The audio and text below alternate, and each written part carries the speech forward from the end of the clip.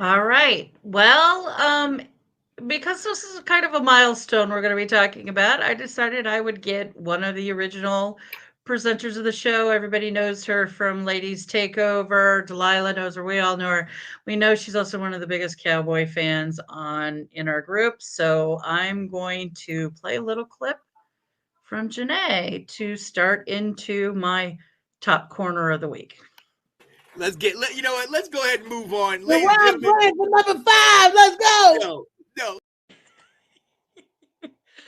Okay, so all right, let me see. Can I get this up here? All right. Well, Delilah, looks like I might need you to pop that in. There we go. Okay, let's talk about Bland. So, with his, it's okay.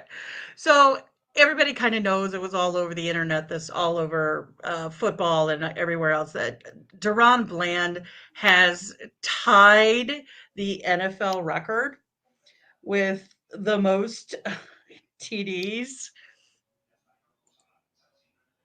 Let's see. There we go. Okay. He has tied the NFL record with 4 interception returns for a TD. He has tied Eric Allen, Jim Kearney, and Ken Houston. I put these other stats to the side because this is why I decided that Bland has been on top corner every week since I started doing this. The stats are just crazy about this. More defensive touchdowns than any other team this week. He has more TDs than any wide receiver on all of those teams. He has more TDs than every wide receiver on the Jets, Giants, and Browns together.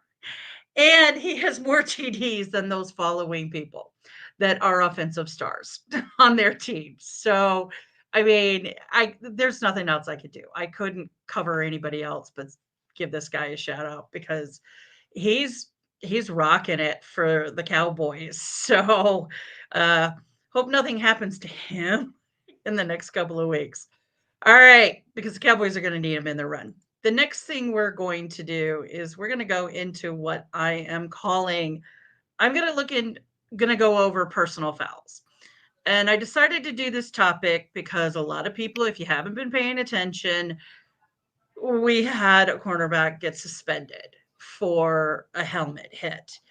And as this discussion has kind of been going on, there's been a lot of people that are saying certain things as to why he got suspended or why this was a hit or why this wasn't a hit. And in doing the topic, I kind of, let me first say this. Safety of the players is of the utmost importance. All of these rules that they have as far as personal fouls go are there because these kinds of fouls can cause injuries, season ending injuries to people.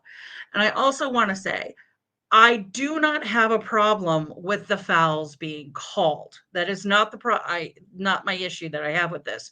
The issue I have is I think some of the calls are not being done consistently because there have been other games and other situations that I have seen a helmet to helmet hit like Kay Jackson got suspended for that weren't even called. So with us leading into the last 5 weeks of the game, we're getting last 5 weeks of the season, we're getting into playoff games and all of that. I wanted to go through personal fouls just so we could have it straight in our mind as to what the personal fouls are. But what I really want to focus in on is what the changes were this year in the rules committee, because I think that's where some of this confusion is happening as to why this was suspended and why this wasn't. So we're going to go into, let me pull this up.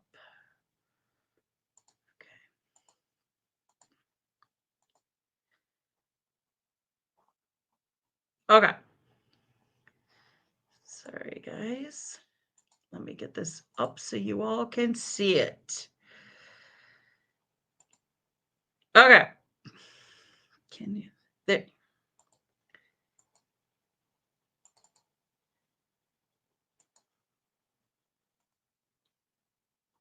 I don't think you guys can see this.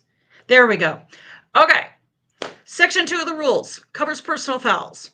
All of personal fouls are 15 yards, automatic first down. The reason I wanted to cover these 4 main ones is these are the ones that get as us fans give us grief. We get into arguments with people. We want to throw things. We want to do property damage. So I'm going to quickly go through Article 8, 9, 10, and 11. So unnecessary roughness, players in a defenseless position, impermissible use of the helmet, and roughing the passer. So with those, the next one. So unnecessary roughness. Most of these, it's very tiny little print. You might have seen also on the first slide that I had. I'm going to put this up on our website and everything on Facebook. You're going to see there is a link to the actual rules book. And you can look at these and more. But the big one I wanted to point out is this year, the change to unnecessary roughness is the pulling of an opponent off a pile of players. So like if you're trying to get your guy off somebody, you pull them off. That's an unnecessary roughness. That's going to be a foul, 15 yards, automatic first down. The next one that we'll go through, again, these are all, there's a lot of them, and I'm not going to go through all of them. But the big change there used to be was that it talked about launching, like you were going in for a hit with the helmet. They have split that out. So now the highlighted section that I'm showing there is saying that that's where launching is defined. Not launching as in targeting, but like if you leave your feet or you're going to hit someone, that type of, and the person is in a defenseless position, that's where launching is now defined as. If you don't launch, but you meet everything else, you're still going to get a defensive posture, unnecessary roughness type stuff. But it's not the big one that was the big change, and I did not know this until I started looking into this, is all of 10, which is impermissible use of the helmet. All of this section is new in 2023. This was changed. And this is the section that I think is why we're seeing different calls at different times, because again, refs, it's up to what they see on the field, et cetera, et cetera. But this is also why the NFL later can look at tape and fine someone or suspend someone later. But what used to happen is that highlighted section where it says use part of his helmet or face mask to butt or make forcible contact, that used to be in 8. So that's why I think we're getting some cross ideas, is some of the new rule changes have moved things to a different area. That's why I think this Article 10 helmet use is being used more and more when it wasn't used as much before. And then the last one I'm going to get into is roughing the passer. There's been a lot of these lately. And the section I'm highlighting here is a lot of people are like, well, it's subjective. It depends on what the ref thinks. But what this says, and it's kind of like the rule in baseball when it comes to base running, in baseball, who does it go to? Goes to the runner. That what they're saying in here is if it's questionable or might be considered to be questionable, it goes to the benefit of the passer. So that's why I think now when we're seeing some of these that we sit there and go, that's not it. It's going to the passer. And so a couple of other things I wanted to bring up, and this usually comes up a lot, and I wanted to do this, and I'm leading into another section I'm going to do, is Sean asked me this question, and I thought it was a good question, is are these calls, are these penalties reviewable? If they call them, can you throw the flag? Can you challenge them? You cannot challenge the foul itself. You can only challenge the enforcement of the penalty, which all of them are 15 yards and a loss of a down. Are you really? Coaches aren't going to challenge this because it's pretty set as to where it goes, where they're going. They might say, no, it should be over here versus there, but that's it. But the one thing that, so if you the other thing I wanted, this kind of led into another thing. Intentional grounding. That comes up a lot. We'll talk about it in another series later. Intentional grounding is not reviewable in any way, shape, or form. So if they call intentional grounding, that's it. There's no review on that one. There is, so if you challenge something, and so you all know if it's challengeable, they are able to review all challengeable aspects. So let's say you're claiming that the ground, it wasn't a fumble.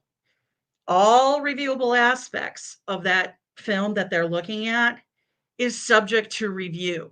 So if they see a major foul, such as these 4 we just talked about, they can bring that up and charge the foul at that point.